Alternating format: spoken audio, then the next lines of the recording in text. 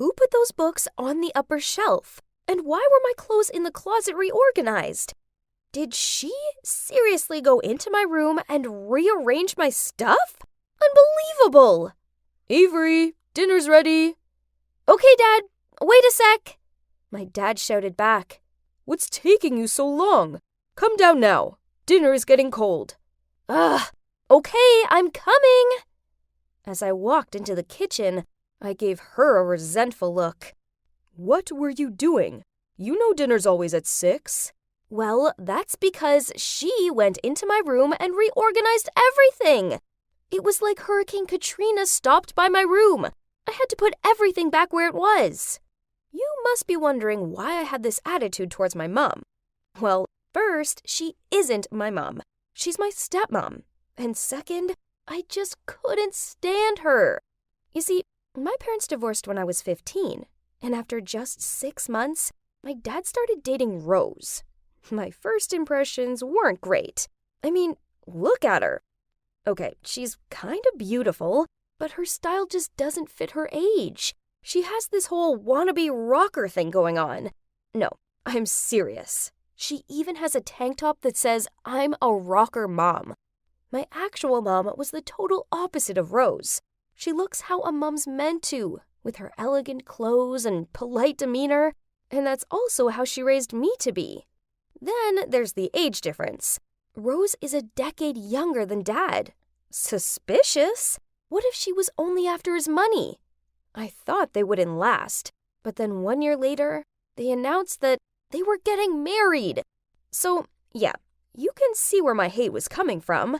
That's enough of me telling you about my family. Let's go back to this boring dinner. My dad just gently said, Rose was just helping you. She didn't mean it. Now let's dig in.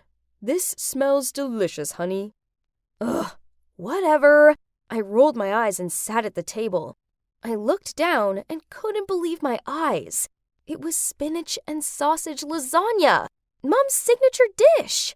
How dare Rose copy it? First, she rearranged my room, and now she wanted to replace my mom? Talk about a real-life evil stepmom.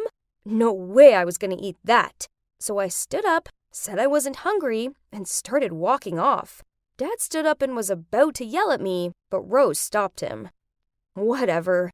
I still ran upstairs and slammed my door shut. The next day, when I came home from school, I saw that Rose had a few friends over for beer and pizza in the living room. Look at them. They looked like they were having a band meeting.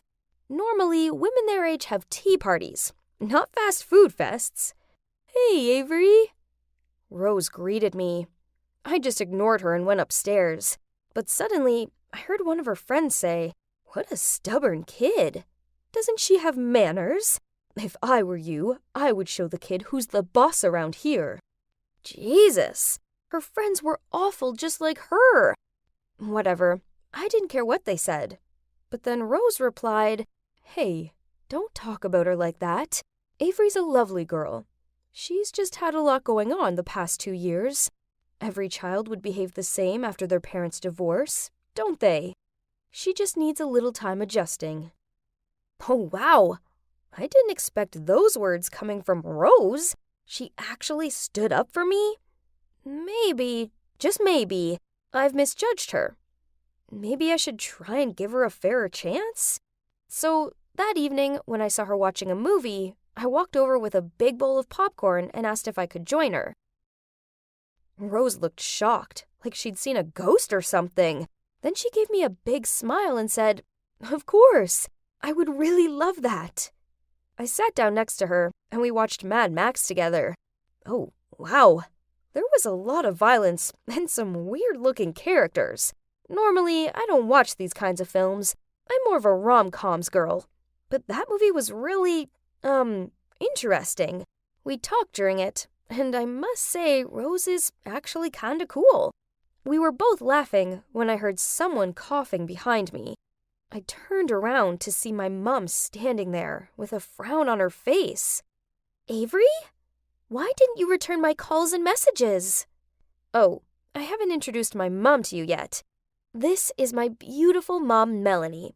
She's a kind, gentle, elegant woman, and also a bit disciplined. but that's okay. I still love my mom very much. Mom? What are you doing here? I called you 12 times, but you didn't answer. Clearly, you're preoccupied. I got worried, so I swung by to check on you. Oh, sorry, Mom. Rose and I were having so much fun that I didn't notice my phone. My mom knitted her brows and asked, Are we still on for shopping tomorrow? You need a new outfit for the debate contest, right? Yeah, of course. I will meet you at the mall after school. Oh, you two are going shopping? That's so cool. Can I join? At that moment, I thought, what a great idea. I mean, so far, they seem to get along okay. But what I didn't know was that a war between my mom and my stepmom had just launched. Rose gave me an excited smile, but Mom, on the other hand, didn't look so thrilled. Maybe she was still mad that I missed her calls? So the next day after school, I went outside and saw my mom standing by her car. Oh, was she waiting for me? I was about to walk toward her when I suddenly noticed she was giving dirty looks to someone. Oh my God, Rose was waiting on the other side of the street. I quickly jumped behind some bushes to hide from them. Don't tell me the two were here to pick me up. Suddenly, my phone rang. It was Mom. There's no way I was deciding between them, so I told her I was already on my way to the mall. Ugh. Now, let's talk about my fun family day out at the mall. It was a disaster. My mom and Rose have very different style, obvs, so my mom chose this elegant black vest and skirt for me, but Rose thought I looked like Ruth Bader Ginsburg. No offense, she's a badass who brought justice to women, but Rose was kinda right. That outfit just didn't work for me. Then Rose chose this red dress for me. But, oh man, that's kinda revealing. They were constantly dragging me from this shop to the other like they were playing tug of war. And I was the freaking rope. I couldn't handle it anymore. Therefore, I just chose any dress so they'd stop throwing clothes in my face. On the way out of the mall, we passed a piercing shop. I've been wanting a helix piercing at the upper cartilage of my ear. They look so cool. I asked Mom, but she profusely refused. Her own words were, "It would make you look rebellious." Mom was still strict as always. Nonsense. Rose snorted. Melanie, Avery's old enough to make her own decisions. If she wants a piercing, then let her. Then she turned to me and said, Come, I will take you inside. Oh my God, I couldn't believe it. I glanced at Mom, and she looked like she was about to explode with anger. But Rose had a point. I'm already 16 for crying out loud. After 15 minutes, Rose and I came out. Oh, thank God. Did you reconsider getting that ear piercing? Oh, yeah. Rose said that a nose piercing would suit me better. What? Uh-oh. Maybe the nose piercing wasn't such a good idea, because the tension between them was now catastrophic. I needed a way to bring them together. So I came up with a brilliant plan. I arranged a holiday in Brazil for us all. I have a friend there, Pedro. He was an exchange student at my school, so he could show us around. Dad was in on the plan. At the last minute, he pretended to be busy and canceled his spot. Perfect! Now Rose and Mom would have plenty of bonding time. As soon as we walked into the hotel lobby, they started fighting over who got to share a room with me. What's wrong with them? We just landed in Brazil. So I took the keys from the receptionist and told them they were sharing, 'cause I'll be by myself. Then in the evening, after we all got some rest, I waited for them in the lobby. Man, what's taking them so long? Suddenly, I saw two women walking over, and they were pushing each other. My God, it was Rose and Mom. I tried to keep calm and said, Jesus, can you two please stop acting like kindergarten kids? Mom sneered. Well, Rose over here took a 45-minute shower while I urgently needed to use the bathroom. You know how sensitive my stomach is. Rose rolled her eyes. That's because I have a strict beauty routine to follow. At least you got some sleep. I didn't, thanks to your bulldozer snoring. I certainly did not. Then they began to stare off like two UFC fighters. I shouted, "Enough already! Listen up. I just made a dinner reservation for you two to get to know each other better. I have plans with Pedro, so I'll catch you both later." They were about to refuse, but I gave them this really intense look. Well, at least you're having fun. You two should hit a bar. Nothing can top some Brazilian bars. No drinking, and be back by 10 p.m. tops. Yeah, I know. Have fun. I waved at them and left the hotel. The next morning, I saw them talking to each other. Actually talking, not bickering. So I walked over to them and asked, "Well, how was dinner?" Then they told me it was actually really great. They were able to put their differences aside and got along. Success! So now I could enjoy the rest of the trip. After breakfast, Pedro came by to take us on a hiking trip in the forest. It was so wonderful. The fresh air, the birds singing. Well, maybe except for the heat and the mosquitoes. Pedro wanted to bring us to this spot he said was perfect for watching the sunset. Awesome! It was all going well at first, but then as Rose avoided a tree branch, it accidentally hit my mom. My God, you hit me on purpose, didn't you? What?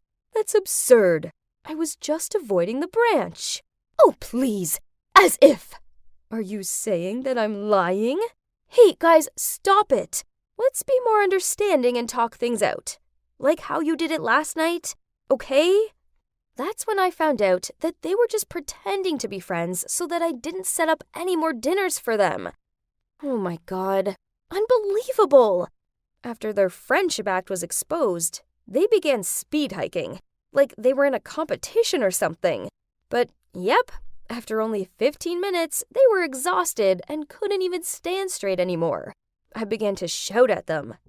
"This is great. Your dumb feud is ruining my vacation." Then I walked away to avoid them, but of course, not too far. As I walked, I tried to think of another plan to get them close. Then I realized I'd wandered further away from the group. Okay, Avery, don't panic. Pedro had given me a map of the forest. I just needed to get to that marked X. It sounded easy. Trust me, it wasn't. I walked for hours and still couldn't find the spot. Oh no, it was getting dark, and I was totally exhausted. I sat on the ground and couldn't hold back my tears. I was about to lose hope when I suddenly heard Rose and Mom's voices.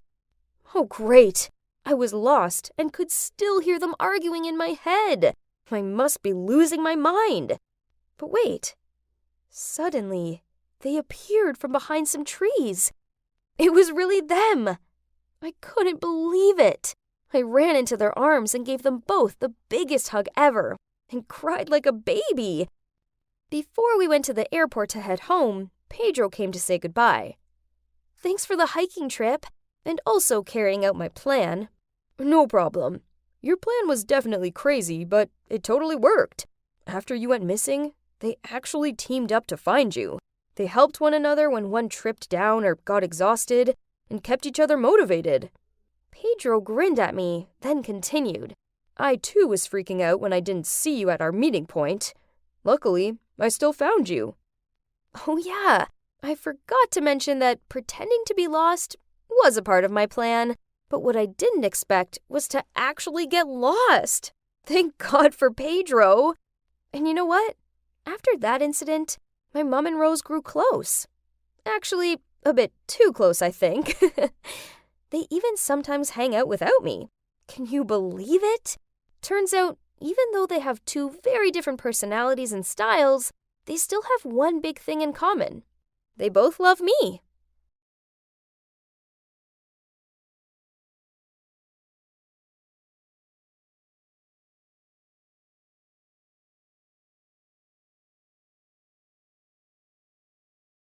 A lot of kids don't like Mondays, but I do. The start of a new week is full of so many possibilities. And, oh my days, who is she? Whoa, she's beautiful. She is the prettiest girl I've ever seen. She must be new here because I definitely haven't seen her around here before. I'm Evan. And as you can see, I'm kinda short and skinny. I might not be a muscly jock or anything, but I do have a big brain. I'm top of the class in math, sciences, geography, and soy el mejor de la clase en español. I'm proud of my collection of trophies and awards, and as a result, lots of kids in school know who I am.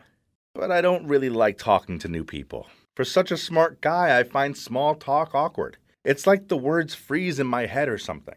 Anyway, this is the main reason why I've been single for, well, forever. It doesn't matter, I need to focus on my studies anyway. But I do like girls, especially petite girly girls who need me to protect them. Being the smart guy I am, it didn't take me long to find out that the new girl is called Kayla. Kayla. What a sweet name. After a few days of looking through her social media accounts, I'd fallen deep for her. I wanted to tell her how I felt, but I'm just too shy and awkward. So I asked my best friend Liam for advice. Bro, what are you so scared of? You're the #1 guy in this school. Yeah, but only with books. Liam nudged me and said, Only? Dude, it's a big deal being that smart. Girls absolutely love it. You're a bright-looking guy and a top student. Just need to add a little bit of confidence, my friend. I was not sure about that, but what do I know? And Liam is good with girls, so I had to trust him. In fact, I am smart, and I should be proud of it and use it to my advantage. So what should I do to make a move? Now you need to prepare her a gift and surprise her with it in the canteen. Girls love romantic gestures like that. What kind of gift? Don't sweat it. Just get her something you think she'll like. The next day at recess, I carried a box to the canteen. I spotted her sitting with her friends. Oh boy, this was terrifying, but also kind of exciting. As I walked over to her, I noticed how pretty she looked today. Suddenly, she stood up and went to the food stall. Okay, so she was taller than I thought. Yeah, she's quite a bit taller than I thought. Oh no, she's a giant in comparison to me. Abort mission, abort! I turned around and started to walk off when I accidentally bumped into someone and dropped my box. All of my trophies and awards scattered across the floor, along with the love letter I'd written for Kayla. My eyes locked on it, and I was about to leap forward and grab it, but the girl picked it up. Then in a really loud voice said, Oh look, Evan has a crush on Kayla. Who knew a nerd could have such high standards? Or should I say, tall standards? Then everyone burst out laughing. Oh boy, this was embarrassing, so I hurried out of there. Liam, who had been waiting for me outside, stopped me as soon as I passed the door. Dude, what was that? Are you really giving her those as a gift? He snatched the box out of my hand and took a look inside.